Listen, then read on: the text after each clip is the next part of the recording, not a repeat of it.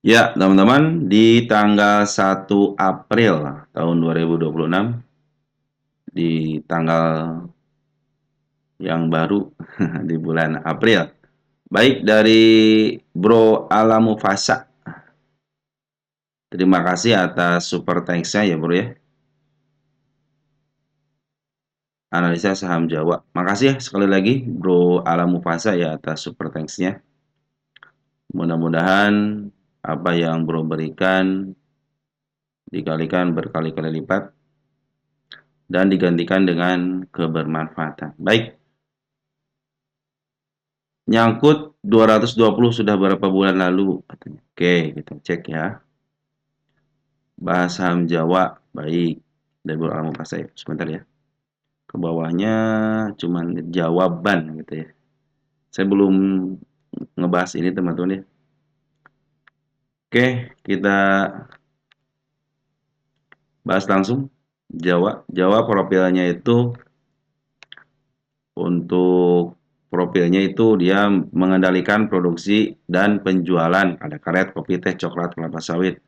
Ini hasil pertanian, teman-teman. Jadi ini untuk induknya itu Sinar Kasih Abadi. Nah, kita melihat dari isian untuk sell holder yang di atas 1%. Ternyata UOB KAI ya, oh ini nih 92,5%, Bumi Surya Kencana 3,98% dan ada forennya ternyata ada private banking ya, Spotwem Klun dari Singapura 1,04%. Serang ketahuan ya. Nah, berarti si sell holdernya 92% dikuasai sama Sarana Agro Investama sebagai pengendali. Nah, masyarakat teman-teman tinggal sedikit cuma 7,5. Bukan tinggal sedikit, hanya 7,5%. Berarti kan sangat sedikit sekali ini ya. Jadi kalau kita nyangkut di angka 220 pun saya pikir kalau kita lihat dari Punda Chartnya, dia punya standar di angka 168, bahkan bisa nyampe ke angka 220. Apakah bisa ke sini lagi? Nah, kita cek teman-teman nanti ya. Oke, kita cek Jawa. Udah ya untuk dulu si Y-nya siapa ini Y-nya? Mandiri, Cece ya.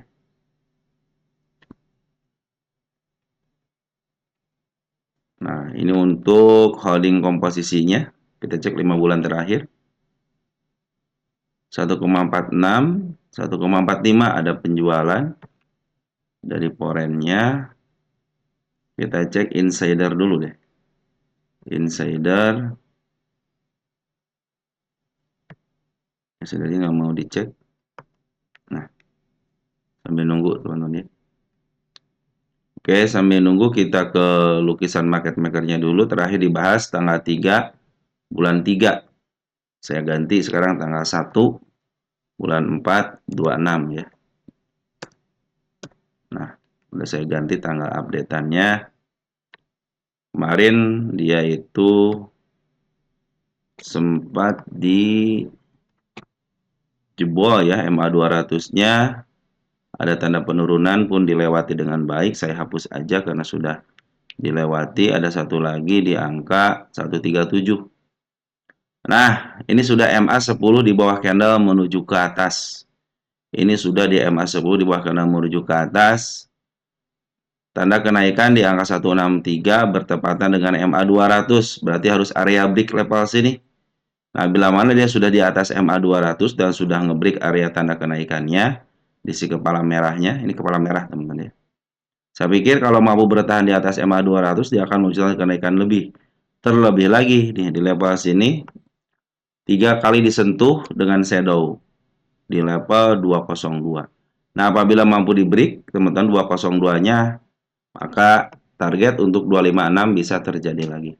Apakah bisa kejemput 220? Iya, teman-teman. Ya, mungkin nanti bisa dengan shadow ataupun dengan candle hijau ya. Tapi kalau dia candle hijaunya di break, teman 258, 258 di sini ya. Nah, dia bisa mencapai harga tertinggi yang lama di angka 296-an, 297, 300-an lah ya.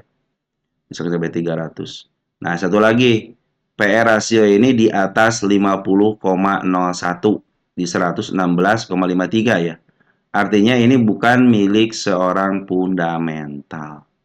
Jadi nanti harganya terserah mereka, teman-teman. Apakah bisa ke 50? Bisa. Perhatikan di sini nih. Di angka 53. Nah, ini pun bisa di angka ke 300. Waktu tahun 2021 itu kan COVID ya. Anggap aja 2020, 2019, 2020, 2021 itu area-area COVID. Nah, standarnya itu di sini teman di angka 226. Berarti kalau teman kita nyangkuti 220, apakah bisa kejemput? Iya, teman-teman ya. Karena berdasarkan historisnya dia pernah menyentuh di atas 220. Sedangkan posisinya sudah mulai bagus sekarang.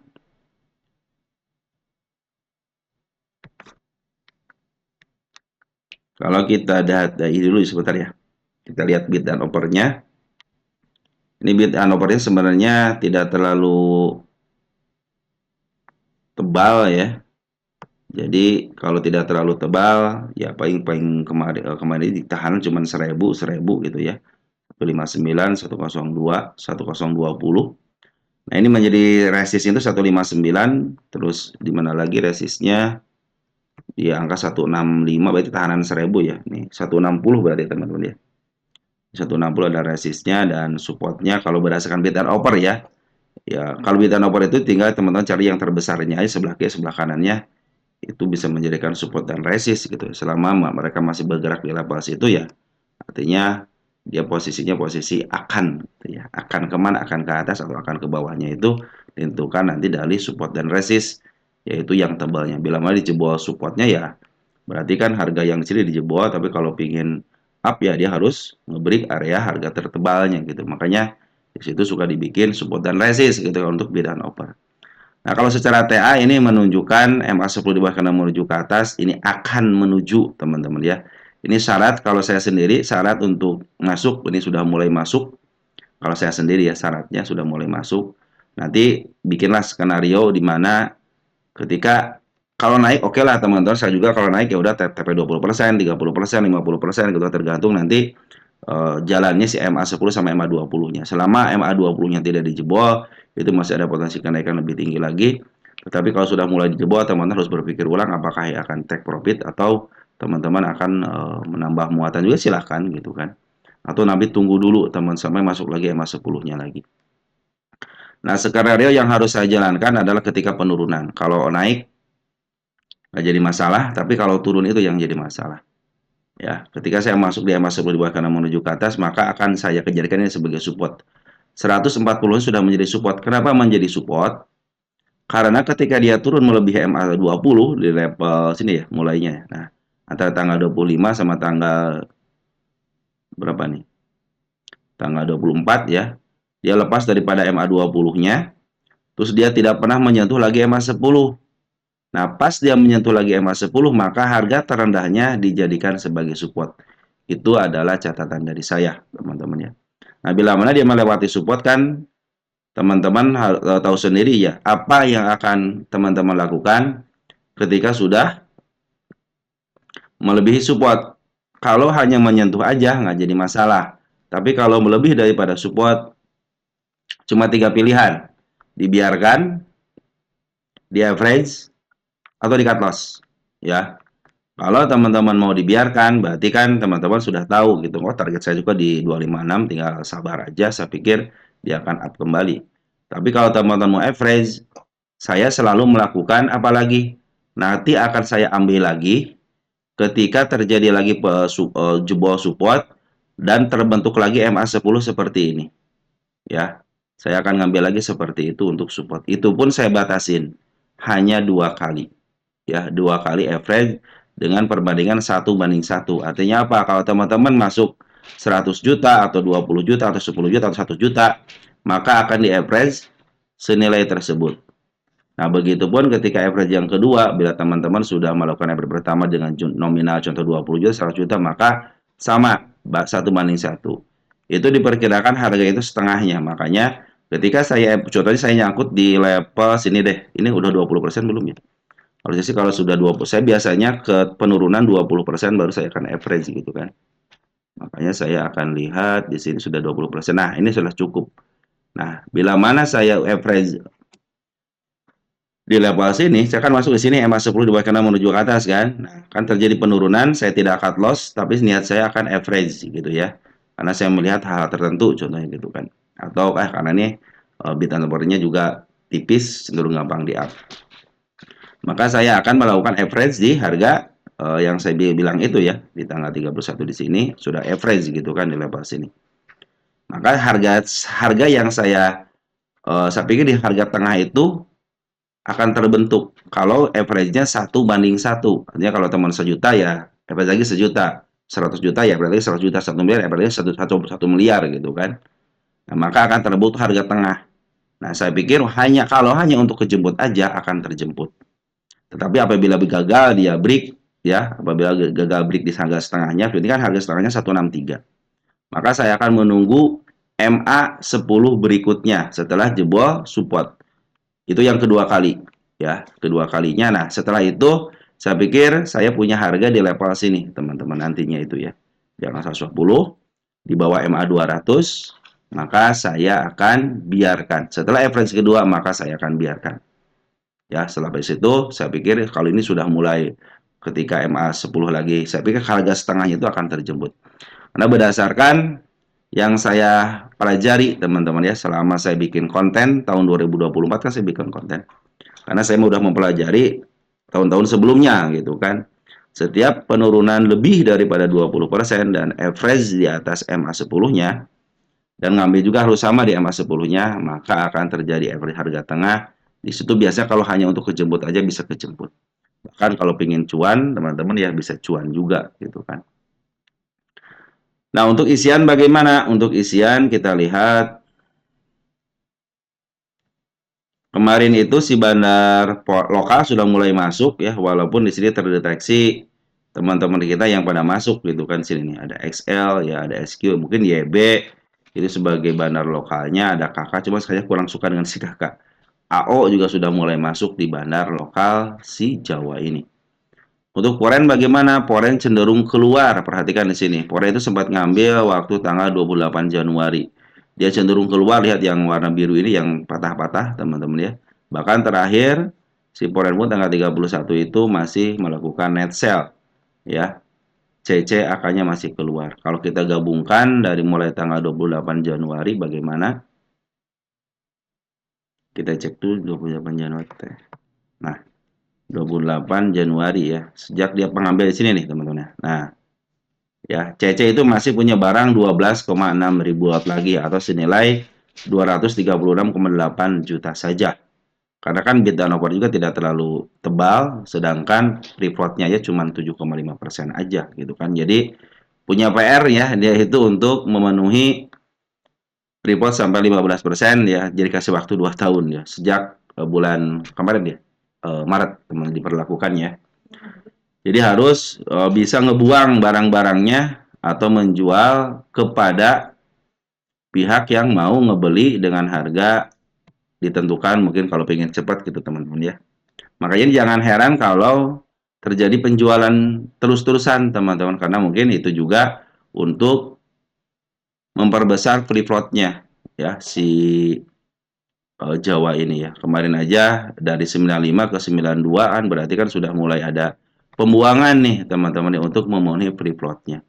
Itu sangat bagus teman-teman ya kalau tahun 2024 ya terjadi pembuangan.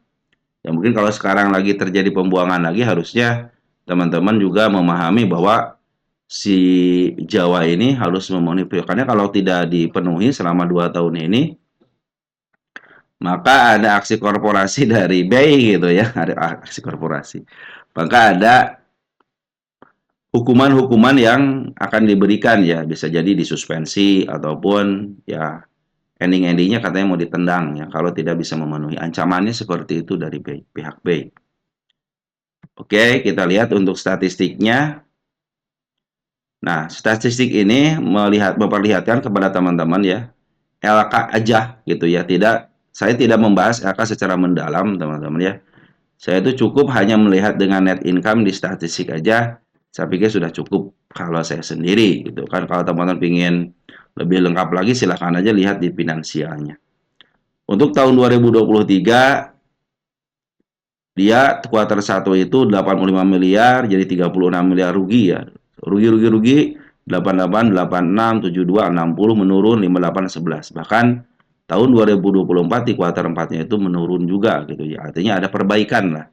Ada perbaikan dari net income-nya. Tapi kita lihat juga revenue-nya ya, 198 menurun, 249 juga menurun, 239, 22, ini 211, cuman kuartal 4 aja tahun 2024 2023 ada kenaikan untuk revenue-nya. Berarti kan di sini bila mana ada penurunan berarti ada cost yang dibuang ya, karena lihat revenue-nya itu menurun. Kalau kita bandingkan dengan tahun 2025, 22 ke 407 bagus, 215 ke 462 juga bagus, 191 ke 47. Jadi di kuartal tahun 2025 baik kuartal 1, kuartal 2 ataupun kuartal 3 revenue-nya bagus, penjualannya mengalami peningkatan, teman-teman ya.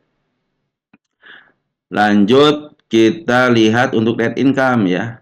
Tahun 2024 masih mengalami pengerugian dan sudah ada peningkatan dari tahun sebelumnya. Maka tahun 2025 pun bagus. Yang tadinya negatif 36 miliar menjadi plus 22 miliar. 86 ke 12 miliar, 60 ke 2 miliar. Artinya sudah ada peningkatan. Yang tadinya rugi menjadi untung. Ya. Kalau kita lihat untuk net income-nya 302 untuk analisnya ya, atau jumlah keseluruhannya 302 193. Ini perkiraan ya. Kalau anualis itu perkiraan, tapi kalau sudah kuartal 4-nya keluar ya jadi kenyataan gitu kan. Nah, ini perkiraan itu positif 47 miliar perkiraannya teman-teman ya. Untuk EPS juga dipastikan sudah mulai positif, yang awal kemarin itu tahun 2024 naik minus 11 dan menurun ya dari minus 18 ke 11, minus 11 sekarang sudah meningkat dari minus ke positif 1,52. Artinya ada peningkatan secara kinerja, teman-teman ya. Nah, itu untuk si Jawa ini secara LK-nya. Kalau lihat PE rasionya 104 sudah dipastikan ini bukan milik seorang fundamental kalau PE rasionya segini gitu kan. Didukung atau diperjelas juga selama 3 tahunan ini bertengger di angka 100. Jadi dia punya kebebasan harga gitu kan. Lanjut ke PBB 1,82 dan rata-ratanya berapa selama 3 tahun? Itu di angka 6 ya. 6 ya. 6,41. Nah, berarti kalau berdasar di sini nih, 6,41 ya.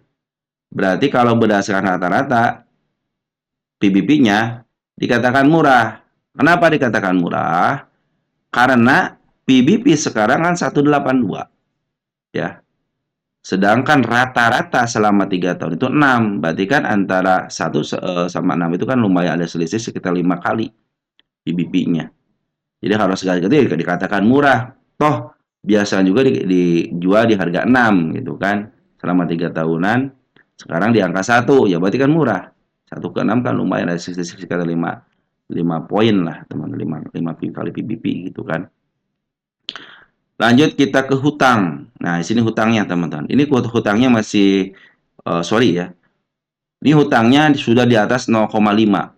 Sedangkan rata-ratanya itu kan 0,5. Ini berarti sudah lebih daripada 0,5, 0,71. Nah, ini diperkirakan untuk si ekuitasnya 1,4 triliun dan hutangnya 998 miliar dengan cash ada 10 miliar. Ya, jadi hutangnya lumayan sudah lebih daripada equity-nya. Itu sangat-sangat harus diperhitungkan lah teman-teman kalau untuk hutang ini ya. Lanjut kita ke ROI-nya. ROI-nya pun kurang baik ya, kurang baiknya 8. Kenapa kurang baiknya 8? Standar kan 10. Jadi kalau ROI-nya berada di 10,00 sudah dikatakan emiten ini baik. Tetapi kalau kurang daripada itu dikatakan kurang baik. Kenapa masih ada baiknya ya? Karena dia masih positif ya. Cuman ya ini tidak di atas standarnya. Ya kalau dia ROI-nya 11, 12, 13% sampai 20%, 30% itu sangat luar biasa. Nah, jadi standar EDR itu kan 0,5, standar untuk ROI 10%. Nah, kalau teman-teman ingin lihat emiten ini nanti miliknya Fundamenta, biasanya si PE rasio rata-ratanya itu atau enggak PE rasionya harus di bawah 50,01. Dan hati-hati juga ketika lihat P/E rasionya 0,00 rata-ratanya, itu sudah dipastikan EPS-nya negatif. Ya. Oke, kita akan hitung berapa sih harga wajar untuk si Jawa ini. Oke, untuk harga wajarnya kita memerlukan EPS TTM. Nah, 152 nih TTM-nya, 1,52. 1,52 dikalikan dengan P/E rasio rata-ratanya selama 3 tahun, 11653 ya. 116,53. Alhasil di angka 177 ya. Itu adalah harga wajarnya. Kalau saya bilang ini kalau sudah P/E rasio tinggi seperti itu ya, kita akan kasih ini harga wajar, bukan harga bandar. Kenapa harga bandar? Karena saya melihat dari P/E rasionya itu lebih daripada 50,01 ya. Itu biasanya bukan dari milik fundamental. Jadi nanti harganya itu akan disesuaikan dengan keinginan market maker aja. Tidak akan disesuaikan dengan harga fundamental, teman-teman ya. Harga wajar lah harga fundamental itu ya. Nah, jadi harganya itu bisa lebih daripada 177 ya. Tapi kalau terendahnya bahkan bisa di bawah harga wajar banget ya. Bahkan dia aja ke 50 aja masih bisa, teman-teman ya. Cuman kabar baiknya karena free float-nya sangat ringan ya, bid turnover-nya sangat ringan. Jadi untuk diangkat ke level 200, 300 masih bisa karena bid dan overnya ringan, teman-teman ya. Oke, untuk P/E rasio sekarang sudah diberikan teman-teman harga wajarnya. Satu lagi kita melihat harga wajar berdasarkan rumus PBP. Maka kita akan cari di mana harga bukunya. Nah, ini harga bukunya sini nih. 8701. Kita tulis dulu deh. 87.01 ya. Dikalikan dengan PBP rata-ratanya tadi 6 ya. 6,41 nih kalau kita hapus ini teman-teman ya. Terjadi 6. Nah, tinggal angka 6 kan. 6,41 rata-ratanya. 6,41. 6,41. Alhasil itu di angka 557. Tuh kan, kalau berdasarkan kita cek ulang lagi untuk harga bukunya 8701, 64, 6,41. Nah, ini 6,41 kan, ini angka 500-an. Karena ini milik bandar ya bisa jadi dia juga bisa ke angka 500. Apakah bisa ke 500? Kita cek. 500 berapa tadi? 557 ya. Ini bukan kuartal 4 ya, kuartal 3 teman-teman ya. 557. 557. Kita catat 01, 04, 25. Nah, ini bukan kuartal 3 ya, kuartal 4. Nanti kalau kuartal 4-nya sudah turun, kasih kabar saya teman-teman ya. Oke, apakah bisa ke 500? Kita cek untuk historisnya.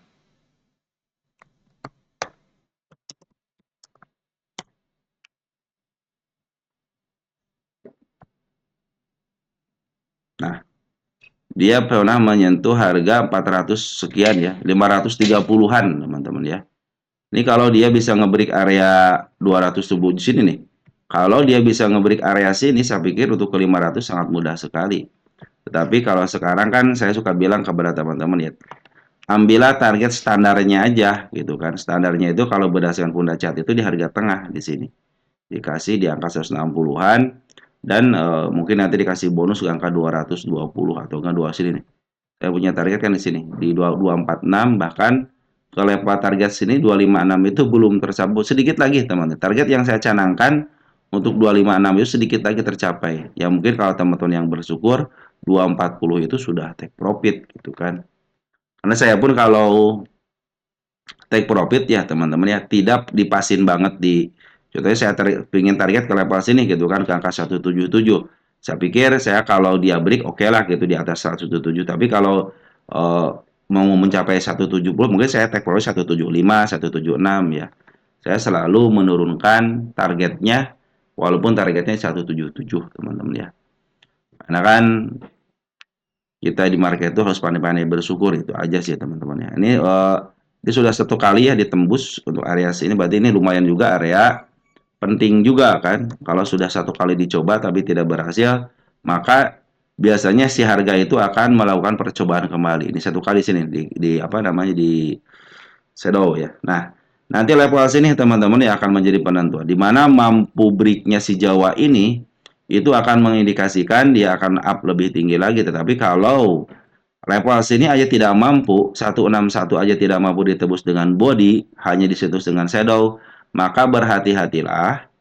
Ya, berhati-hati dia uji kembali supportnya. Ya, nanti kalau dia turun di level 151 masih posisi oke ya. 151 itu masih posisi aman karena masih ditahan di MA10-nya. Waspadanya itu ketika dia sudah jebol MA10 bahkan sudah jebol area supportnya 140. Nah, itu harus jadi waspada karena penurunan berikutnya bisa di level 132 bahkan bisa ke level 106. Nah, itu untuk penurunannya. Sedangkan sekarang statusnya downtrend. Kenapa downtrend? Karena MA200 berada di atas ya. Walaupun cara pengambilan sudah mulai membaik, tapi statusnya tetap downtrend. Makanya butuh break ya di level 16 sekaligus di sini ada tanda kenaikan berupa si kepala merah. Dan kalau dia mampu break tanda kenaikannya sekaligus bisa ngebreak area MA200-nya. Nah, untuk kenaikan ke level berikutnya bisa terjadi. Apalagi bila mana si Jawa ini mampu bertahan di atas MA200, berarti antara di level 165, 166 ya, atau di angka 164 lah, teman maksimal 164. Saya pikir untuk melanjutkan ke angka 220 ataupun ke level 202 pun bisa terjadi. Mungkin nanti targetnya bisa di angka 246 atau bahkan bisa ke angka 256. Tapi kalau teman-teman bersyukur, ketika target 256 ataupun target 246, kurangilah 1 atau 2 tick di bawahnya. Itu tandanya teman-teman bersyukur ya. Jadi kalau ditanya Jawa apakah bisa ke 220? Bisa, teman-teman ya. Oke, jadi ini si bandar lokal sudah mulai ada pengambilan tanggal 31, kembali lagi ya. Kita cek tanggal ya. Di sini ada broker, memang di atasnya teman-teman kita, tapi kalau kita lihat dari broker di bawahnya itu ya ada YB, teman walaupun mengambil sedikit karena kan bid offernya tipis, teman-teman ya. Di sini juga indikator memperlihatkan ya si bandar lokal itu masih ada di dalam. Kalau kita cek dari mulai tanggal 28 Januari, kita cek deh. Ini sebenarnya antara bandar lokal sama si Foreign itu pengambilannya sama tanggal 28 ya, awalnya itu ya. Nih, ada AZ masih punya barang 46.000. Terus SQ punya 12.000, YU punya 6.000. Ketika melihat bid and offer yang tipis, barang sudah barang tentu kan tahanan aja sebelah kanan sebelah kirinya cuman 1.000 gitu kan. Makanya teman-teman kalau nanti si Jawa ini bid and offer-nya tidak seperti biasanya, contohnya tiba-tiba offer-nya tebal yang biasanya 1.000 jadi 2.000, yang tadinya 100 jadi 200 ataupun 300. Nah, biasanya itu adalah tanda-tanda dia sudah mulai di up ya. Artinya lagi nyari siapa yang mau makan barang saya gitu teman-teman ya. Kalau terjadi volume lonjakan volume berarti kan peminat banyak, maka dia akan dikelola dengan baik biasanya.